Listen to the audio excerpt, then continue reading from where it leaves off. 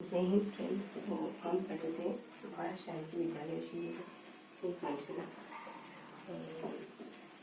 शुरू करते हैं हमेशा की तरह से। ज़्यादा लंबा नहीं रहेगा, मुश्किल से 5 से 10 मिनट का समय। तो हम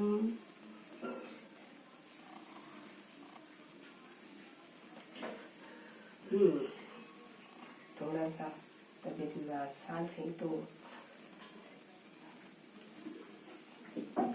स्वेटर पहनना पड़ेगा। तो हमेशा की तरह शुरुआत करते हैं ना।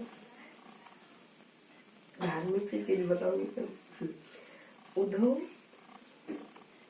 श्री कृष्ण उद्धव को भेजते हैं ना अपनी माता जी और गोपियों के पास। कहते हैं कि उनको समझा क्या हो कि मेरे वियोग में रोए ना, है ना। बातें मतलब जो भी तुम्हें बताया ना कि एक ही ब्रह्म होता है वगैरह सब ज्ञान की बातें गोपियों को और कृष्ण को, गोपियों को और मेरी माँ को बता दी।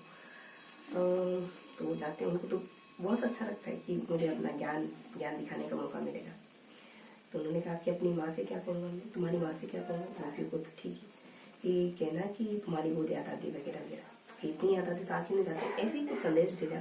तो कहा कि मैं बात तो सही तुम्हारी, मतलब मैं क्या कहूँगा माँ से भी, मतलब क्या संदेश भेजूँ उनके लिए। उनकी याद तो बहुत आती, उनकी डांट की याद आती है ना। सब कुछ यहाँ इतना स्वीट है, अच्छा नहीं लगता, कोई कान खींचने वाला नहीं वगैरह वगैरह। और तो वो कहते हैं कि मैं एक बात को लेकर परेशान हूँ, और वो जब जाते हैं तब वो सब मतलब उस वियोग में वगैरह स्थिति सी। वो कृष्ण कहते हैं कि मैं खुद एक बात को लेकर परेशान हूँ कि मैं अपनी माँ को क्या दूँ बेहतर से बेहतर, क्योंकि जिस मैंने मुझे विष पान करवाया उसे भी मैंने मोक्ष दिया, और अपनी माँ के लिए भी बेहतर से बेहतर अगर मैं मोक्ष दे पाया तो क्या कहेगी दुनिया की कुछ, क्योंकि मेरे पास इससे बेहतर कुछ है नहीं।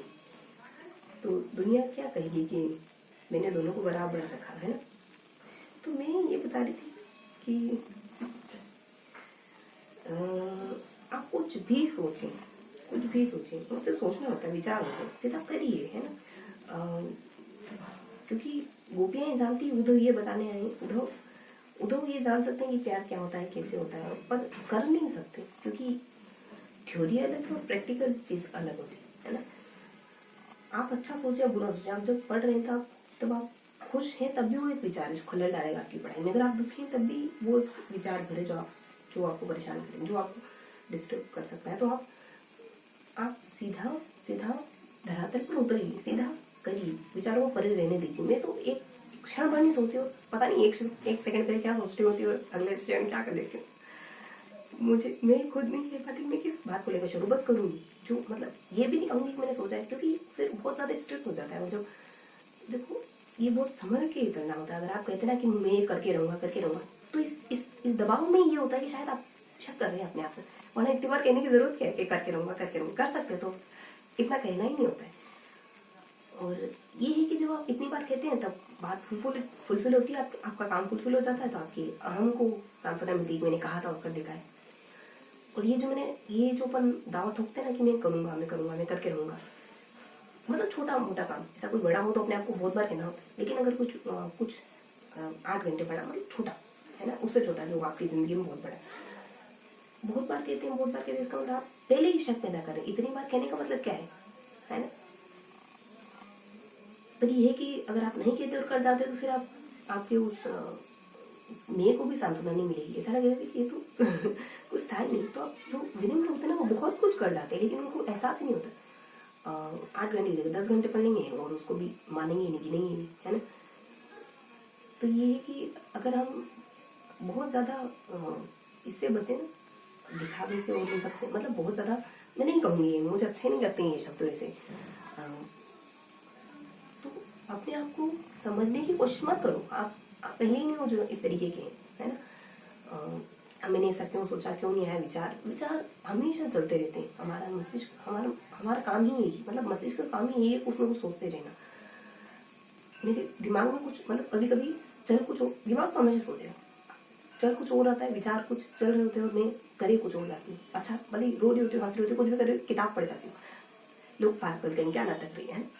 देखिए अपने आप को भी आप खुद भी कहते क्या समझ तो कुछ एक लाइन नहीं आ रही तुझे क्यों पढ़ ली, फिर भी किसी की नहीं सुननी है। आपके अंदर एक दिमाग से परी भी कोई मैं है जो सब जानता है ना। आपने सुना हो तो ठीक है, तो ना शुरू करते हैं, ज्यादा समय नहीं लूंगी मैं, है ना।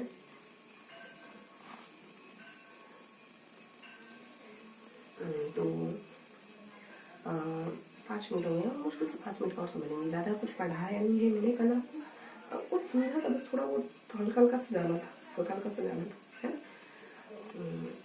बस इतना कि हम थोड़ा सा क्वेश्चन समझ पाए थे किस तरीके के क्वेश्चन करें, और उन पर रिसर्च करी थी, बस बैठ के थोड़ा सोचा था। इतने दिनों बाद हम पढ़ रहे थे मैथमेटिक, तो थोड़ा सा उनको जानने की, समझने की, गौर करने की कोशिश करे थे ना।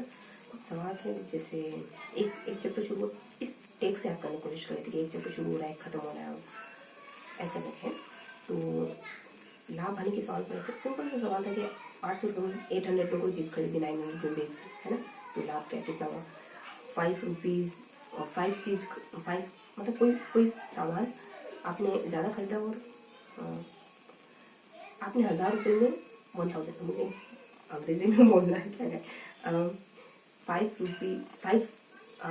थिंग्स क्या कहूँ, 5 किताब खरीदी आपने 1000 में, और सिर्फ 4 किताब बेची, आपको फायदा हुआ, कितने परसेंट हुआ, परसेंट भी बताना, परसेंट तो बता सकते हैं। तो ये वाला सवाल करता है। और इसके अलावा कुछ और सवाल थे, 3 सवाल थे जिसमें हम ये कि चीनी की मात्रा कितनी है, पानी और चीनी दोनों घोल है, फिर पानी की मात्रा कम हो गई तो अब वो चीनी की मात्रा का परसेंट कितना है, वो वाले सवाल। और कुछ आपके खर्चे इतने इतने होते हैं, आपने कमाया इतना इतना, है ना। और जनसंख्या, है ना, कि मान लो जनसंख्या इतनी ही है, पुरुष इतने, महिला इतने इतने परसेंट बढ़ी, वो वाले सवाल। कुछ हमको हल्का हल्का समझ आया था, बहुत ज़्यादा नहीं करेंगे सवाल भी धीरे धीरे। इस बार तो शायद मुझे नहीं लगता हम सवाल करेंगे, है ना। इस बार से लोग तैयार करेंगे, हो जाए तो ठीक है ना। ये कुछ हाँ ठीक है। तो इसके अलावा एक और पेज पढ़ते हैं जिसमें हम तीन चार सवाल पढ़ते हैं। और इन सवालों में बस इतना था कि एमएलए का चुनाव हुआ और जनसंख्या इतनी बड़ी, जनसंख्या अलग हो गया था, है ना। इतनी आपका दिमाग होलिस्टिक तरीके से काम करता है। एक जगह आप स्टिक कर देते हो तो फिर वो आप होलिस्टिक अप्रोच में समझे, है ना। और एक बार कर लिया, दूसरी बार गुजर गए, कभी किसी वक्त, कभी किसी मिजाज में, कभी किसी मिजाज में, धीरे धीरे चीज़ें सब क्लियर हो जाती है, कुछ सोचने को समझने की इतना जरूरत नहीं पड़ती, डील करते तो हो जाता है। कोई जीनियस पैदा नहीं होता है। एक शतरंज की मैंने कहानी सुनी थी, समय तो कम है लेकिन बताती थी। शतरंज का किस्सा सुना था मैंने कि एक कोई आदमी था, उसने सोचा कि कोई भी बच्चा जीनियस बन सकता है। उसने ऐसी पत्नी से शादी करी, शायद पत्नी टीचर वगैरह थी। वो 10-12 साल के होते होते उसके बच्चे सारे शतरंज के महारत हासिल, शतरंज के खिलाड़ी बने, मतलब धुरंधर बने, महारत हासिल कर ली पूरे विश्व भर में, है ना। 10-12 साल के बच्चे, लड़कियां थी तीनों, और कोई ऐसा कुछ नहीं, बस माहौल दिया, है ना। कोई कुछ भी नहीं होता ऐसा, है ना। माहौल मिले, आप किताबों के साथ समय गुजारो, 10 घंटे आप किताबों के साथ बैठे हो, कितना कुछ करो, खाली रीडिंग ही करे तो भी कितनी बातें जाएगी हमें। फिर हाँ बस यही था कि एक एमएलए वाले सवाल थे, जनसंख्या बढ़ रही है आपके, ना 10% की दर से बढ़ रही है, 3 सालों में कितनी हो जाएगी, वो वाली, है ना, इतने दर बढ़ रही है। और एक और था कि एक सवाल था, कुछ चुनाव का ही सवाल था ऐसे, है ना, कि 2 सीटें हैं, इतने पे जीता, इतने, ऐसा कुछ सवाल था। बहुत छोटे छोटे सवाल थे, ज़्यादा कुछ नहीं। इन सवालों को बस हमने इन सवालों को हमने कुछ भी नहीं करा। इन सवालों को बस ऐसे एक और सेशन लेती हूँ मैं, उस सवालों में बस इनको बार बार पढ़ा, इनके साथ समय गुजारा, बस यूँ के इनके साथ रहना, इन सवालों के साथ रहना। सवाल पढ़ लिया, अब जो भी समय गुजर रहा है 15-20 मिनट उस सवाल पर ही मंथन चल रहा है, थोड़ा थोड़ा प्लॉट क्लियर हुआ, उस सवाल से दोस्ती करनी है उनको, है ना, उसके नज़दीक जाना है, उस सवाल के नज़दीक जाना है। तो आप पहले से भाई तेरा नाम बताइए, हो माता पिता वो हो गया, कितना करिकुलम लगेगा, थोड़ा सा फेमिलियर होइए उससे, धीरे धीरे एक पल खुलने दीजिए। ऐसे ही करा आपने, है ना। एक फर्स्ट सिंगल रीडिंग करें सारे सब्जेक्ट की, अगली बार सारे सवाल अच्छे से हो जाएंगे, क्यों नहीं होंगे, सारे अच्छे से हो जाएंगे। जो उसमें होता है मैं मानती हूँ, आप कुछ भी कर सकते हैं, ये मानती हूँ, ठीक।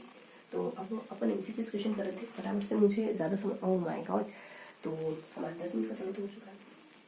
अब एमसीक्यूज क्वेश्चन क्या करें अब करने की, चलो मैं आपको फटाफट से गिना देती हूँ। आपको बताना है कि अव्ययभाव, कर्मधारय, बहुव्रीहि, द्वंद्व, द्विगु, इन सब की परिभाषा, समास की परिभाषा, संधि की परिभाषा, उपसर्ग की, प्रत्यय की और संज्ञा की, है ना, और कितने हो 10 हो, और सर्वनाम की और विशेषण की, क्रिया विशेषण की, सर्वनाम विभेद और परिणामवाचक, गैर परिणामवाचक और लघुत्सव, बोधोत्सव, कर्मोत्सव और लघुर्मी, इनमें कुछ संधि वगैरह बतानी है ना। और एक और है कि जलोद में। तो ये था पूरा सेशन, है ना। मिलते हैं इसी सेकंड सेशन में। मस्त मुस्कुराते रहिए, दिल से पढ़ाई करते रहिए।